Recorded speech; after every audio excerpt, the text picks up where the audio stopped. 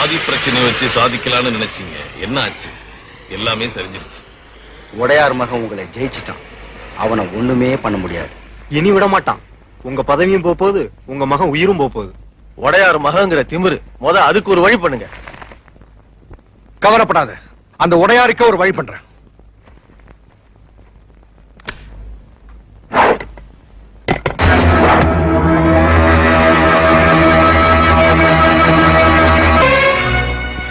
உன் பையன் அரசியல்வாதிகிட்ட மோதுறான். அரசியல்வாதிங்க எப்பவுமே அடிபணிஞ்சு போவாங்கன்னு நினைக்காது. அடிவாரைய அறுத்துருவானுங்க. உன் மகனுக்கு தெரியாம நாளைக்கு காலையில ரிஜிஸ்டர் ஆபீஸ்ல கல்யாணம்.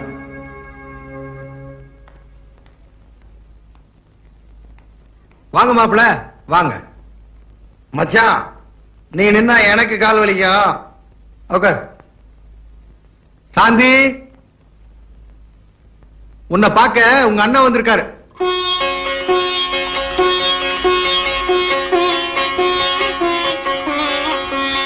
அண்ணன் இல்லாம கல்யாணம் பண்றதுக்கு உனக்கு எப்படி மனசு வந்துச்சு? அவன் கை நிறைய காசை வாங்கிட்டு பொண்ணை கட்டுவான். நான் உங்க அப்பன் காலில் விழுந்து கட்டியிருக்கேன். ஏன் தெரியுமா? இனிமே நீ என்னை எதிர்த்து ஊர்வலம் போனேன்னு வச்சுக்கோ.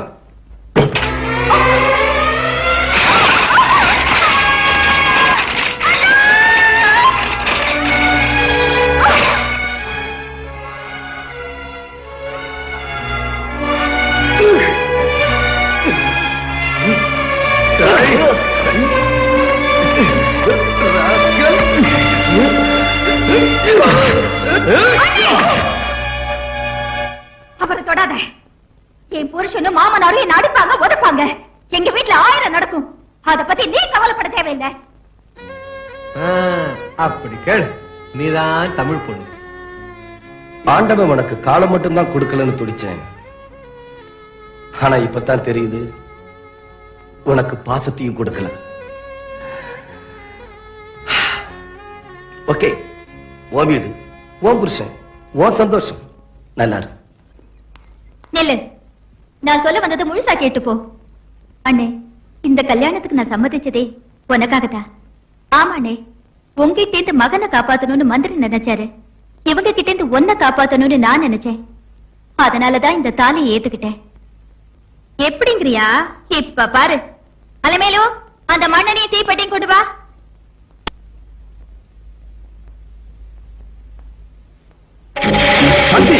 பொறுங்க, நீ பதற, வேடிக்கை பாரு.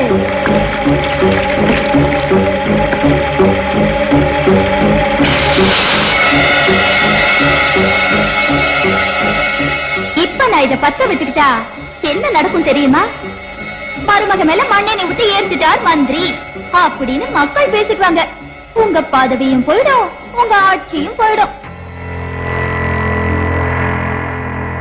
இப்ப இந்த நாட்டுல இதுதான் ரொம்ப ஸ்ட்ராங்கான கேஸ். ஜனாதிபதி கிட்ட கருணை மனு கொடுத்தா கூட நீங்களும் உங்க மகனும் தப்பிக்கவே முடியாது. நான் ஒண்ணு இல்லாத வீட்டு பொண்ணா இருந்தா இந்த உலகத்துக்கு தெரியாம மறைச்சிருவீங்க. நான் உடையார் வீட்டு பொண்ணாச்சே, எங்க அப்பா ஆட்டிருவார் ஆட்டி இல்லன்னு. ஆமாமா அண்ணே, இவங்களுக்கு தண்டனை ஓ முயற்சியால கிடைக்கணும். உன்னை இந்த நாடே பாராட்டணும். அத பார்த்து நான் பூரிக்கணும். அதனாலதானே இவ்வளவு பொறுமையா இருக்கேன். இல்ல 1 லிட்டர் மண்ணெண்ணெய், ஒரு தீக்குச்சி, இவங்களை நானே ஏற்கிடுவேன். ஏன கண் கலகுற? தங்கச்சிக்கு சீதனை கொண்டு வரலையா? ஒரு நாள் முடிஞ்சா ஒரு 5 லிட்டர் மண்ணெண்ணெய் அனுப்பி வை, அது போதும். மத்ததெல்லாம் என் மாமனார் வீட்லயே இருக்கு. ஏ மாமா,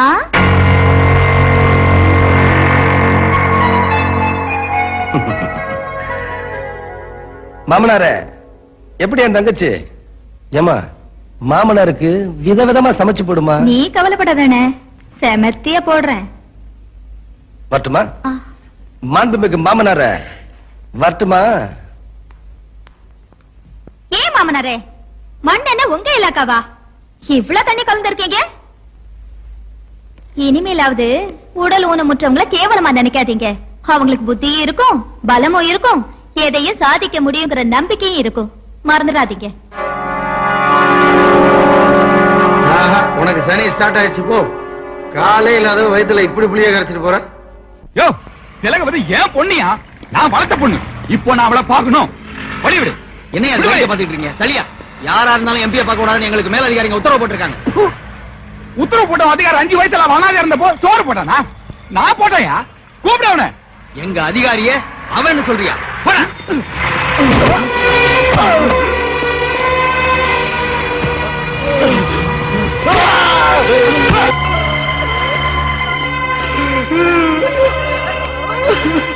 ஐயா ஐயா பாத்தீங்களா ஐயா, என் பொண்ணை பாக்கிறதுக்கு என் வீட்டுக்குள்ளே விட மாட்டேன்றானுங்க.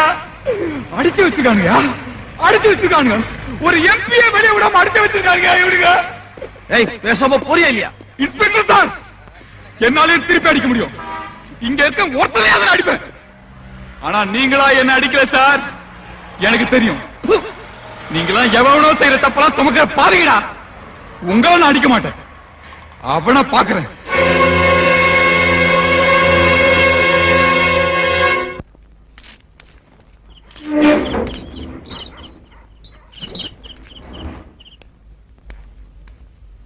திலகவதி வச்சு படம் எடுக்கிறானே, அந்த ப்ரொடியூசருக்கு போன் பண்ணியா? வந்து உங்களுக்காக காத்துக்கிட்டு இருக்காரு. வணக்கம் சார்.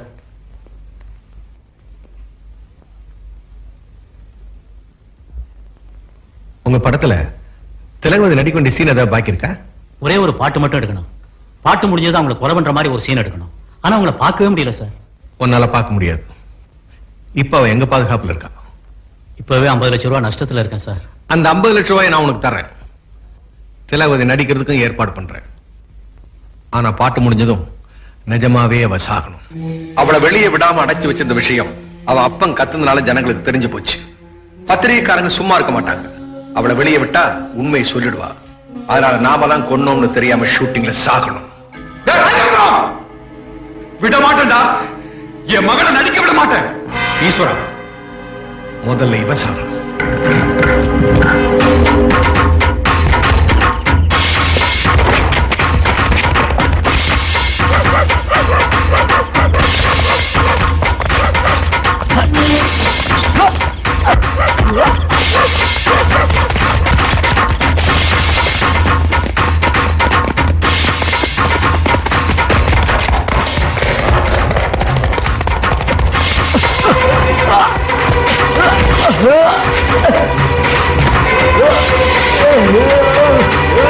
அந்த எம்பி திலகவதியை வெளியே விடாம வீட்லயே அடைச்சு வச்சிருக்காங்களா? யாரையும் பார்க்க விடாம போலீஸ் காவல் வேற போட்டிருக்காங்களா?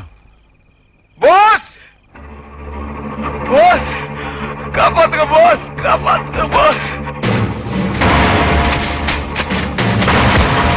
ஐயா, என்னாச்சு உங்களுக்கு? மந்திரோட ஆளுங்க திலகவதியை கொலை பண்ண போறாங்க. என்னது? தயவு செஞ்சு அவளை காப்பாத்துங்க. ஐயா, நீங்க நினைக்கிற மாதிரி திலகவதி தப்பான பொண்ணு இல்ல. அவளுக்கு கெட்ட பேரு வந்தாலும் பரவாயில்ல.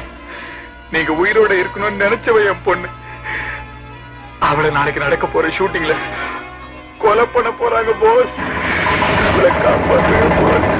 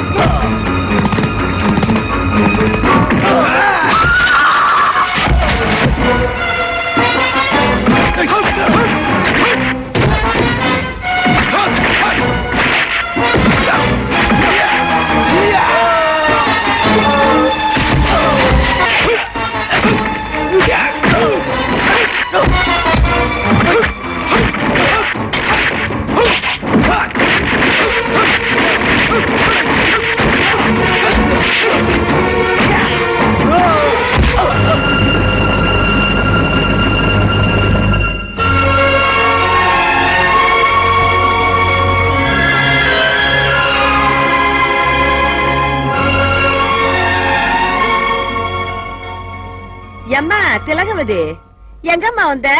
ஏழை இங்க எழுச்சி வாயனுங்க. எது நடந்தாலும் மறந்து வாங்குற நினைப்புல வந்திருக்கியா? தயவு செஞ்சு நான் சொல்றது கொஞ்சம் கேளுங்க. இப்படி கும்பிடு போட்டு எங்க குடிய கெடுத்தது போதும், பேசாம திரும்பி போயிரு. இன்னத்துக்கு அவரை பாக்குற? உண்மையை சொன்ன உடனே ரோஷம் பொத்துக்கு வந்துருச்சு. உனக்காக போலீஸ் கிட்ட நான் வாங்கின அடியை வெக்கத்தை விட்டு ஜாக்கெட் அவுத்து காட்டுறேன், பாக்குறியா? இங்க இருக்கிற பொம்மநாட்டுகளை எங்க அடி வாங்கிருக்காங்க காட்ட சொல்றேன், பாக்குறியா?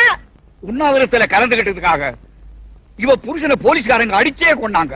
அவன் புடந்தா இங்க வந்தது, ஆனா செய்தி பேப்பர்ல வரல. மந்திரி யோகியன், நீ கொடுத்த அறிக்கை மட்டும் தான் வந்துச்சு. மந்திரி நல்லவர்னு அறிக்கை கொடுத்தேன். ஏன் தெரியுமா? திலகவதி, நாடு பூரா என் பேர் நாரி போச்சு, என் நாக்காலியும் ஆடி போச்சு. அதை காப்பாத்திக்க ஒரே வழி, நான் உன்னை கெடுக்க முயற்சி பண்ணலன்னு நீ பத்திரிகையில அறிக்கை கொடுக்கணும். அப்படி கொடுக்கலன்னு வச்சுக்கோ, உனக்காக உண்ணாவிரதம் இருந்தானே போஸ், அவன் இப்ப ஆஸ்பத்திரியில இருக்கான். எனக்கு வேண்டிய டாக்டர்ல வச்சு அவனுக்கு விஷ ஊசி போட்டு கொலை பண்ணிடுவேன். எனக்கு வேண்டிய போலீஸ் அதிகாரிகளை வச்சு பட்டினி கிடந்து செத்துட்டான்னு ஜனங்களை நம்ப வச்சிருவேன். அவன் உயிரோட இருக்கணுமா வேண்டாமாங்கிறத நீயே முடிவு பண்ணிக்க. ஜனங்களுக்கு நல்லது பண்ணணும்னு நினைக்கிற ஒரு சக்தி எப்பவாவது உருவாகும். அதுக்கு கடவுளோட அனுகிரகமும் இருக்கும். அந்த சக்தி இவர்தான் தெரிஞ்சுக்கிட்டேன். அதனாலதான் இவர் உயிரோட இருக்கணும்னு ஆசைப்பட்டேன். இவர் உங்களுக்கும் வேணும், இந்த நாட்டுக்கும் வேணும்,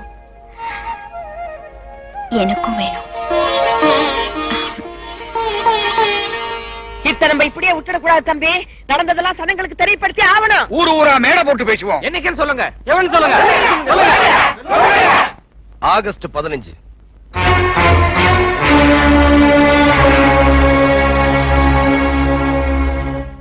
அந்த திலகவதி உன் மகன் காப்பாத்தி அவன் பாதுகாப்புல வச்சிருக்கான். ஆகஸ்ட் 15ஆம் தேதி கோட்டைக்கு பேரணி நடத்த போறானா. ஆட்சியை கலைக்க சொல்லி கவர்னர்ட்ட மனு கொடுக்க போறானா. ஊரா மேடை போட்டு அந்த திலகவதியை பேச வைக்க போறானா. உடையாருக்கு மகம் முக்கியமா, நமக்கு ஆட்சி முக்கியமான்னு முடிவு பண்ணி ஆகணும்.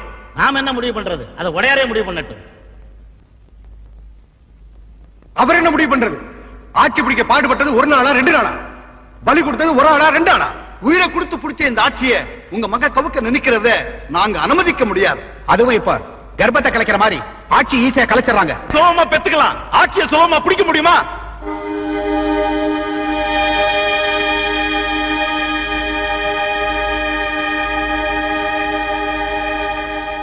ஆட்சியை காப்பாத்துறதுக்காக நீங்க என்ன முடிவெடுத்தாலும் எனக்கு சம்மதம் தான்.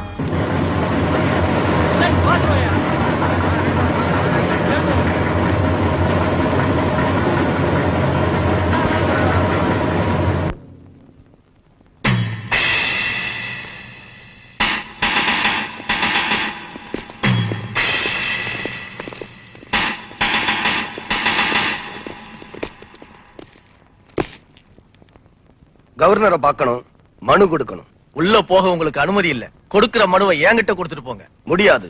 அப்போ நீங்க கவர்னரை பார்க்க முடியாது. பார்க்காம போகவும் முடியாது.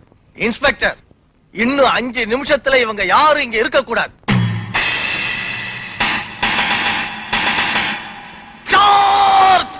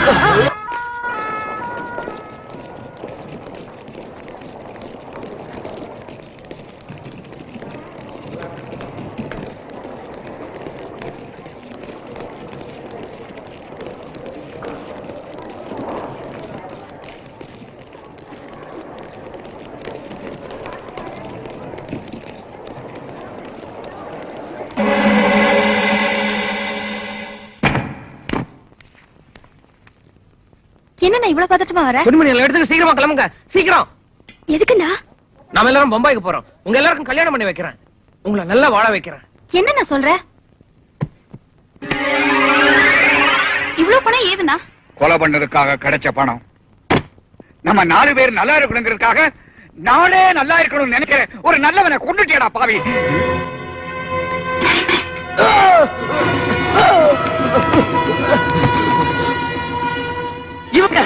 இவங்க கல்யாணத்துக்காக தானே இதை செஞ்சேன். இந்த பணத்துல எங்க கழுத்துல தாலி கயிறு ஏறதை விட உன்னை கொலை பண்ணிட்டு தூக்க கயிறு ஏறதை நாங்க பெருமையா நினைக்கிறோம்டா. காலம்புறம் கண்ணியா இருந்த கூட கவலைப்பட்டு இருக்க மாட்டோம். பணம் பாசம் எல்லாத்தையும் விட்டுட்டு ஊருக்காக உழைச்ச ஒரு உத்தமனை கொன்னுட்டியாடா. கூட பிறக்கலனாலும் அவர் தாண்டா எங்களுக்கு அண்ணன், நீ இல்ல. நாட்டுக்காக பாடுபட்ட இனமா இருக்கணும், துரோகம் பண்ண இனமா இருக்க கூடாது.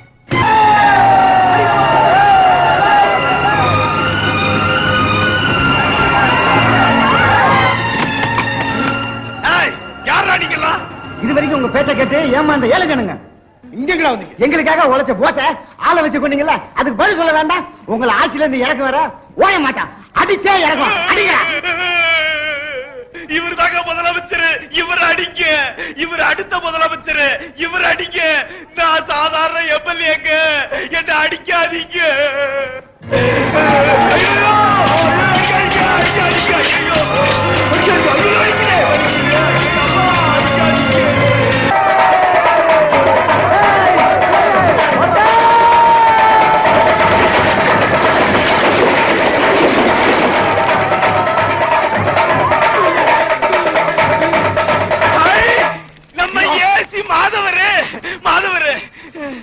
ஜனங்க துரத்திட்டு வராங்க. ஷூட் பண்ணியா? ஷூட் பண்ணுங்க. என்ன சொல்லிட்டே இருக்க, வேடிக்கை பார்த்துட்டு இருக்க? எத்தனை விஷயத்துல நீங்க எல்லாம் சொல்லி நாங்க வேடிக்கை பார்த்துட்டு இருந்திருக்கோம். அப்படி இருந்து உங்களுக்கு பெண்ணே ஆச்சு. இப்பதான் எங்களுக்கு புத்தி வந்திருக்கு. போலீஸ்காரங்க பொதுமக்களோட நண்பங்கிற காலம் போய் எங்களை எல்லாம் விரோதியா நினைக்க ஆரம்பிச்சுட்டாங்க. ஜனங்க முன்னால எங்களை அசிங்கப்படுத்துறது உங்களை மாதிரி அரசியல்வாதிகள் தான்.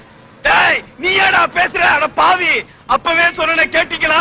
இந்த பணக்கொட்ட தலையனை பக்கத்துல வச்சு ஊத்தி கொடுக்காதீங்கன்னு. இன்னும் ஏத்திட்டு இப்படி நம்மள கவுத்துட்டாங்க. நாங்க நல்லதும் பண்ணுவோம்னு ஜனங்களுக்கு தெரிய வேணாம், அதுக்காக தான். யோ, நான் நினைச்சா என்ன பண்ணுவோம் தெரியுமா? அடச்சே, உங்க ஆட்சியே கவர போகுது, என்னையா பண்ண போறீங்க நீங்க? ஜனங்க அடிக்கிறாங்க, என்ன பண்ண சொல்றேன்? வேடிக்கை பார்க்க போறோம். அது போ. ஐயோ அடிக்காதீங்க. அட பாவிகளா, வீடு கட்டி அடிக்கிறீங்களேடா, போட்டு விட்டுறீங்களேடா.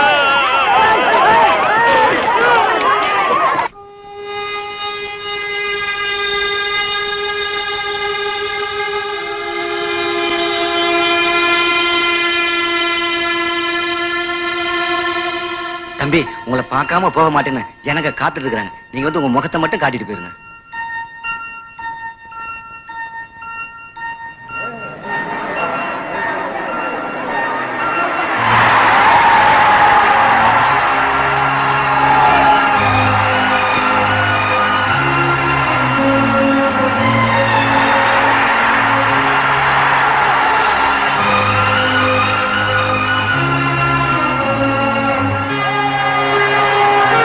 என் மேல நீங்க காட்டுற அன்புக்கும் வச்சிருக்கிற நம்பிக்கைக்கும் எப்படி நன்றி சொல்றதுன்னே தெரியல.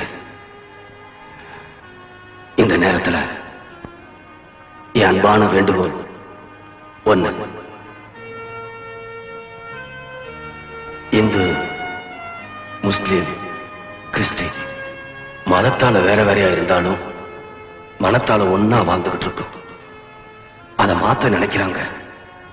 நீங்க மாறவும் கூடாது, ஏமாறவும் கூடாது. அதனால உங்களுக்குள்ளேயே ஒரு உறுதி எடுத்துக்கங்க. ஒற்றுமையில இந்தியனா இருக்கணும், உணர்வுல தமிழனா இருக்கணும், மொத்தத்துல மனுஷனா இருக்கணும்.